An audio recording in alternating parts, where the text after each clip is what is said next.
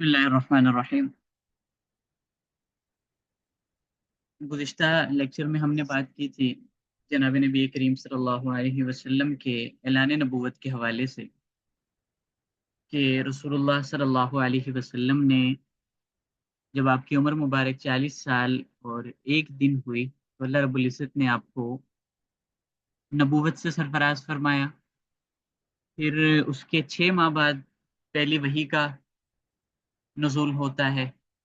वही के बाद फिर रसूलुल्लाह सल्लल्लाहु अलैहि वसल्लम जब कुछ घबराहट का शिकार होते हैं और सैयदा खदीजतुल कुबरा रज़ी अल्लाह ताला अन्हा के यहाँ आप आते हैं। उनको कहते हैं ज़म्मिलूनी ज़म्मिलूनी। सैयदा खदीजा आपको तसल्ली देती हैं। फिर उसके बाद मज़ीद तसल्ली के लिए सैयदा खदीजा आपको बरक़त इब्न नौफल के पास ले जाती हैं। अब ये जो दौरानिया है कि जिसमें रसूलुल्लाह सल्लल्लाहु अलैहि वसल्लम पर पहली वही नाजिल हुई और फिर पहली वही के बाद कुछ वक्त बीच में गैप रहा, उस दौरान कोई दूसरी वही नाजिल नहीं हुई, एक लंबा अरसा रहा। फिर दूसरी वही जो नाजिल हुई वो सूरतुल मुद्दस्सिर की आयत या अय्युहल मुद्दस्सिर कुम फअंज़िर व रब्बका फकब्बिर व थियाबका फतहिर वर्रुज्ज़ फहजुर। ये चंद आयत नाजिल हुई और उसके बाद रसूलुल्लाह सल्लल्लाहु अलैहि वसल्लम ने बाकायदा दावत का आगाज शुरू किया। यानी कुछ वक्त बीच में ऐसा आया कि जिसमें पहले तो नबूवत हुई, बेइज्जत हुई रसूलुल्लाह की। फिर उसके बाद आपको पहली वही नाजिल हुई। फिर पहली वही के बाद जो दूसरी वही थी उसमें कुछ वक्त बीच में इनक़ता हुआ और दूसरी वही में सूरतुल मुद्दस्सिर की इब्तिदाई आयत में अल्लाह रब्बुल इज़्ज़त ने अपने पैगंबर को इस बात का हुक्म दिया कि आप या अय्युहल मुद्दस्सिर कुम फअंज़िर व रब्बका फकब्बिर, कि आप खड़े हो जाइए और अपने रब की बड़ाई बयान कीजिए। चुनांचे उसके बाद रसूलुल्लाह सल्लल्लाहु अलैहि वसल्लम ने बाकायदा दावत का आगाज किया। सैयदा खदीजतुल कुबरा रज़ी अल्लाह तआला अन्हा से हुजूर की शादी हुई, उसमें क्या तफसीलात हैं पिछले लेक्चर्स में। आज बस हम इस पहलू पे बात करेंगे कि रसूलुल्लाह सल्लल्लाहु अलैहि वसल्लम की जो औलाद हैं, यानी आपकी 4 साहिबजादियां हैं और 3 आपके बेटे हैं। तो इन 7 बच्चों में से 6 बच्चे रसूलुल्लाह सल्लल्लाहु अलैहि वसल्लम के, वो सारे के सारे सैयदा खदीजतुल कुबरा रज़ी अल्लाह तआला अन्हा के बत्न से पैदा हुए। और सैयदा खदीजतुल कुबरा जो मोहब्बत थी वो इस कदर ज्यादा थी कि सैयदा आयशा सैयदा खदीजा की वफात के बाद भी इस बात पर जो है रश्क किया करती थी कि रसूल को अभी भी उनसे इतनी ज्यादा मोहब्बत है। तो हुजूर ने उनसे मोहब्बत के जो असबाब बयान किए उनमें से एक सबब हुजूर ने ये भी बयान किया कि वो मेरे बच्चों की माँ है।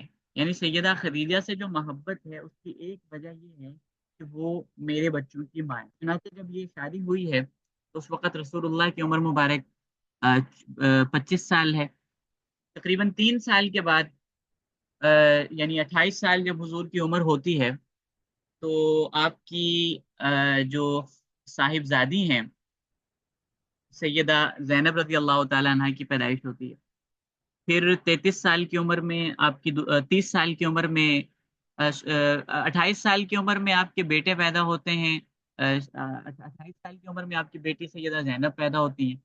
फिर 30 साल की उम्र में आपके साहिबजादे पैदा होते हैं कासिम। और फिर 33 साल की उम्र में आपकी दूसरी बेटी सैयदा रुकैया पैदा होती हैं।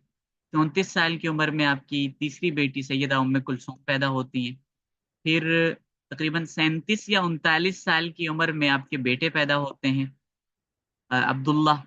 और 41 साल की उम्र में यानी नबुव्वत के बाद, ऐलान नबुव्वत के 1 साल बाद जो है सैयदा फातिमा ज़हरा रज़ी अल्लाह तआला अन्हा की पैदाइश होती है।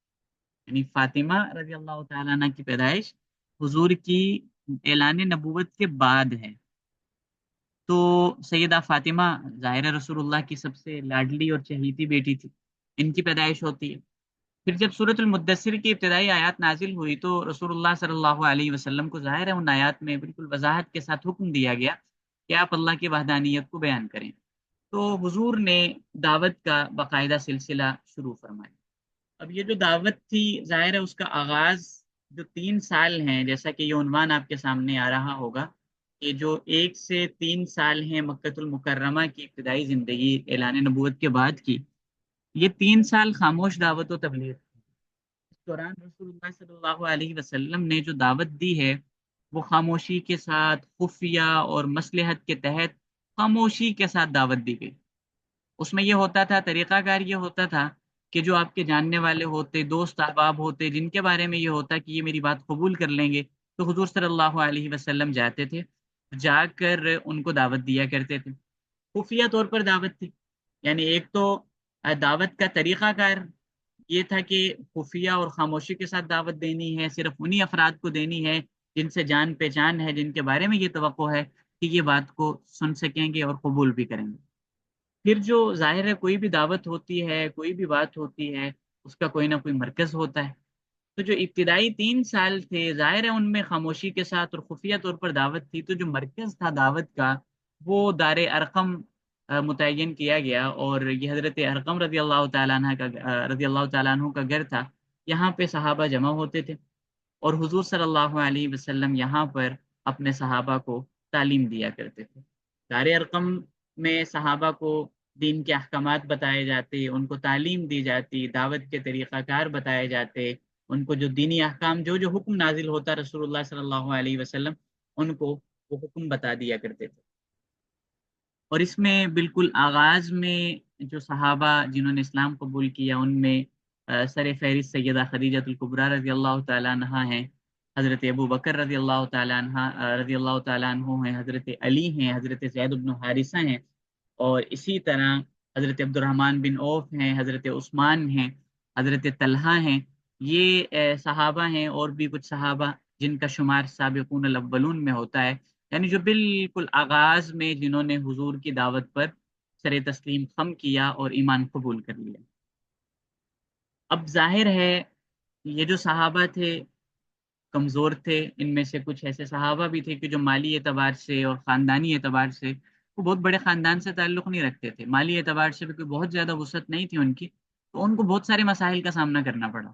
ان کو جو ہے آزمائشوں کا سامنا بھی کرنا پڑا، ان کو مصیبتیں بھی جھیلنی پڑی، ان کو ظلم و ستم کا سامنا بھی کرنا پڑے گا۔ آگے چل کے ہم پڑھیں گے کہ جب اعلانیہ دعوت کا آغاز ہوتا ہے تو اس کے بعد صحابہ کو جن مصائب کا سامنا کرنا پڑا، جن اذیتوں سے گزرنا پڑا، اس کو سوچ کر بھی انسان کے رونگٹے کھڑے ہو جاتے ہیں۔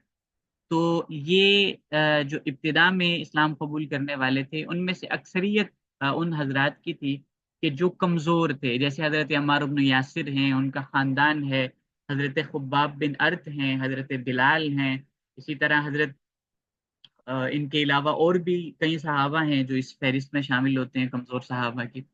آغاز میں پھر سب سے پہلے جنہوں نے رسول اللہ کی دعوت پر لبیک کہا وہ سیدہ خدیجہ الکبریٰ رضی اللہ تعالیٰ عنہ۔ اس سے آپ اندازہ کریں کہ اسلام کی بنیاد ایک خاتون ہے، ایک خاتون سے اسلام کی بنیاد ہے، اور وہ خاتون اسلام کے لیے ایک مضبوط ڈھال بھی بن رہی ہیں، بنیاد میں بھی حصہ شامل ہے، پھر نبی آخر الزماں کو سہارا اور تسلی بھی دے رہی ہیں، اور پھر صرف اسلام کی بنیاد نہیں بلکہ انسان کی جو تکمیل ہے وہ بھی خاتون سے ہوتی ہے۔ ظاہر ہے حضرت آدم علیہ الصلوۃ والسلام اور پھر ان کی جو تکمیل ہوئی وہ سیدہ اماں حوا سے ہوئی۔ تو انسانیت کی تکمیل اور پھر اسلام کی جو بنیاد ہے وہ بھی خاتون سے ہے۔ تو اس سے ہمیں کل بھی اس پہ بات کی تھی کچھ، کہ خواتین کا اسلام کے حوالے سے ظاہر ہے بہت بنیادی کردار ہے، اور ان کی خدمات وہ کہیں ڈکی چھپی نہیں۔ تو اب آغاز میں یہ جو 3 سال ہیں اس میں جو طریقہ کار رہا وہ خاموش دعوت کا رہا، اور خاموشی کے ساتھ کسی کو پتہ بھی نہیں چلا، جو کفار تھے ان کو اسی وجہ سے ظاہر ہے ان کی طرف سے مسلمانوں کے ساتھ کوئی روک ٹوک یا ایسا کوئی معاملہ پیش نہیں آیا، کیونکہ ان کے علم میں ہی یہ بات نہیں آئی۔ اس کے بعد جب یہ اعلانیہ دعوت کا آغاز ہوتا ہے تو اس میں پھر باقاعدہ مسلمانوں کو مظالم کا سامنا کرنا پڑا ہے۔ تو اس پہ انشاءاللہ جو اعلانیہ دعوت والا حصہ ہے اس پہ ہم کل کی جو ہماری کلاس ہوگی انشاءاللہ تب گفتگو کریں گے۔ آج کی کلاس ہماری مکمل ہو چکی ہے۔ جزاکم اللہ خیر۔ آپ کا اگر اس حوالے سے کوئی سوال ہو تو آپ سوال کر سکتی ہیں۔ جزاکم اللہ خیر۔